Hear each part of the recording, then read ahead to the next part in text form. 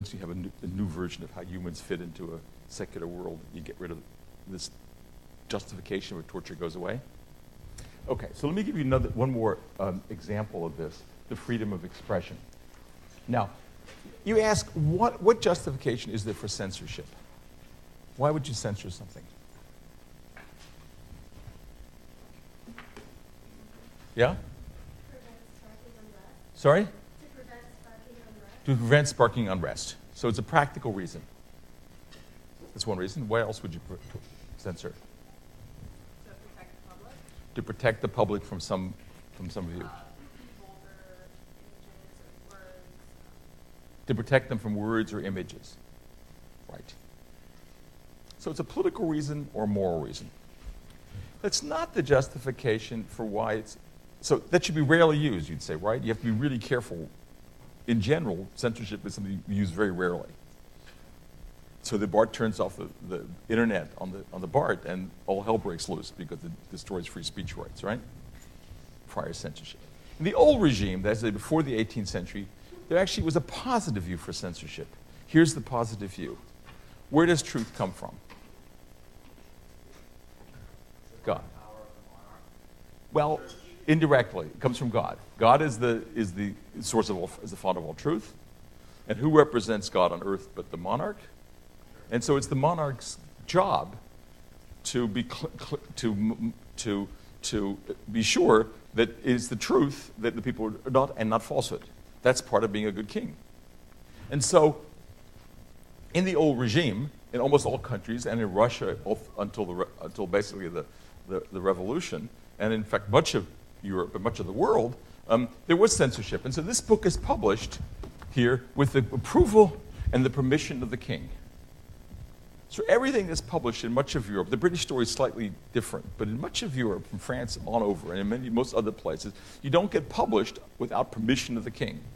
So it's not to keep them from doing something, we justify for the reasons that you're saying, to protect the public from falsehood, but it's a much more general thing than the day. Right?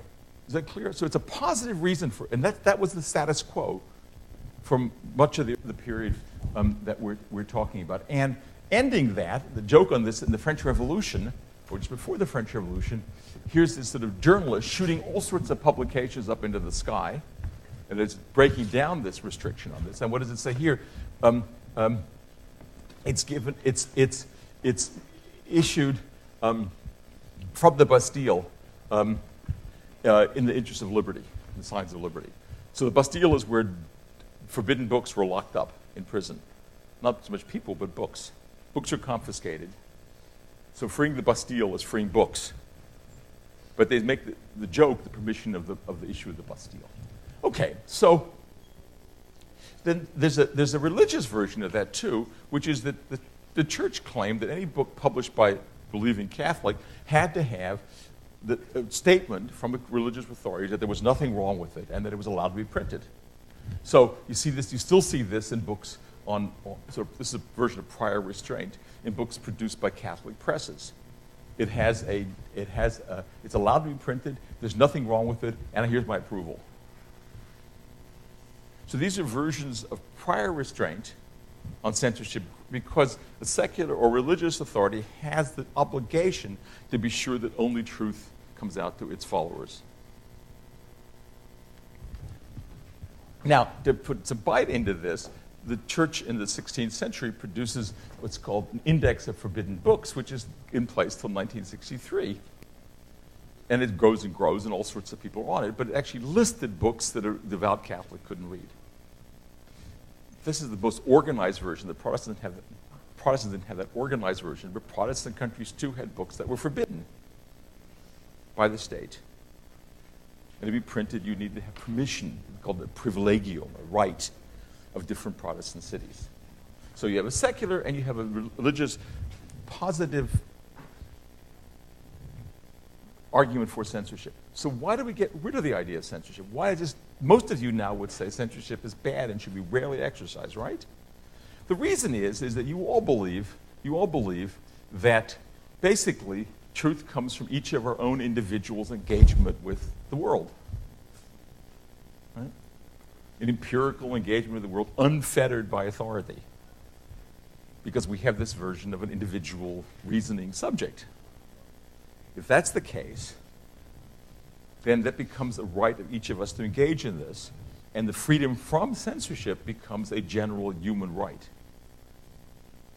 So again, what's changed here is the notion, well, what are humans really like?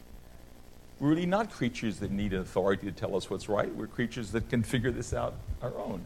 And therefore the state oughtn't, except in very special circumstances, intervene in this matter.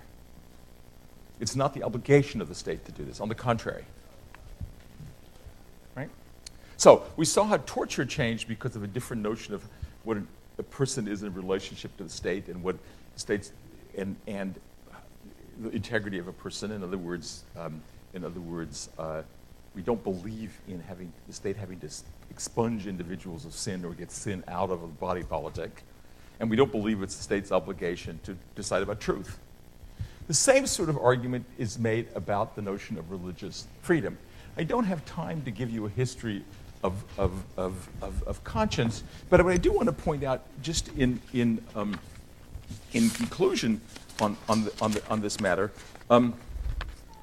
is roughly speaking this: that when we in the middle of the beginning of the 15th century, there really was only one church, the Holy Roman Catholic Church, one apostolic church.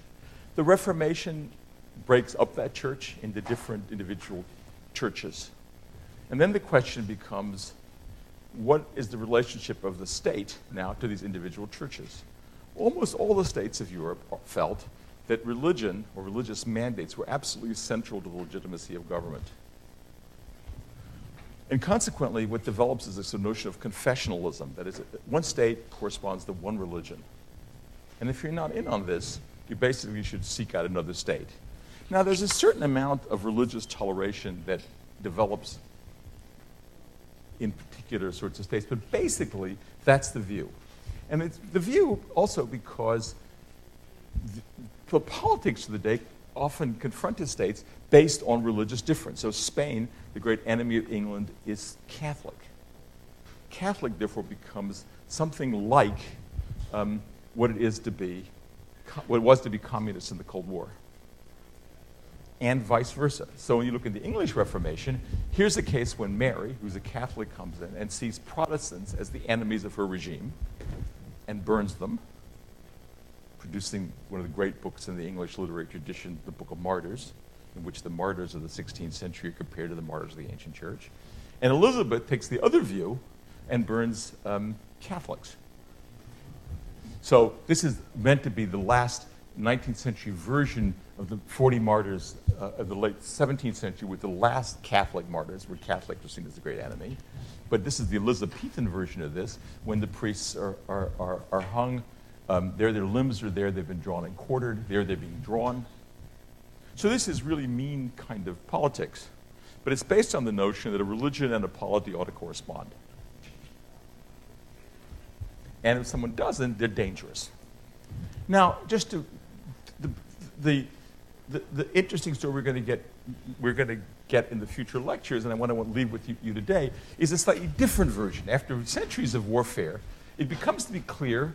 Here's another sort of important change. It comes to be clear that polities, states, are understood to be able to exist independently of God and of religion. So the United States is founded on the Constitution, a secular document produced by guys in a particular place. And the Founding Fathers, coming a couple of generations after the end of religious warfare, basically says, look, the way to political peace is to divide up these issues of religion on the one hand from politics on the other. Religion is now a private human an enterprise, which the state can protect as it does other private human enterprises. And the state is out of the mandating a religion business. So we've a series of changes in which something that becomes important to human rights grows out of particular political stories. In other words, religious wars from religious difference, a repulsion of the ruling groups on these religious wars, and then a claim, look, we're just going to divvy these two things up.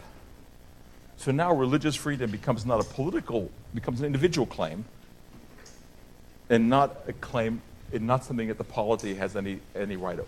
So what I hope to show you today is a sort of a prehistory of things that are going to become human rights, but that grow out of quite specific sets of political struggles and developments. So next time we're going to talk about constitutions in particular in the age of revolution, which embody some of these things. Thank you.